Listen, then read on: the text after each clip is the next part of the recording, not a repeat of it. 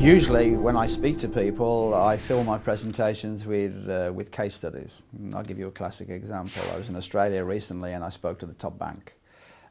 On the way to speaking to this bank, I was in the taxi reading the front page of the Sydney Morning Tribune, and the whole page was entitled Lifestyles of CEOs. And he talked about a guy who was working himself silly, introduced himself to his family on a Sunday morning and hardly had any time. When he went in the front door, his little children were waiting for him. He stepped over to them. I stepped over them on his way to the drinks cabinet to get a scotch. His wife came to give him a hug. He hadn't got the time. And then one day he went home and there were no children and no wife. And he found his 2 kids under the bed upstairs. And he lifted the quilt and his 3-year-old looked up at him with like a rabbit caught in the headlights.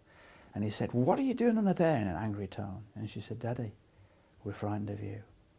And his 5-year-old daughter handed him a piggy bank.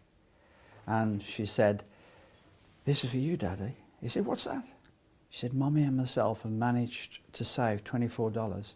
Could I buy some of your time to help me with my homework?" His wife came out and said, "Is it worth it? Is it really worth it?" He did something dramatic. He actually built a shower at the end of his garage, and from that day onwards, after that was finished, he went into the shower, spent 10 or 15 minutes in the shower, put his jeans on and his sweats and came out and greeted the family with some love and affection. Saved his marriage. So I was telling this story to the bank and to the top directors, including the CEO. And guess what? The CEO stood up and said, "I know about that story.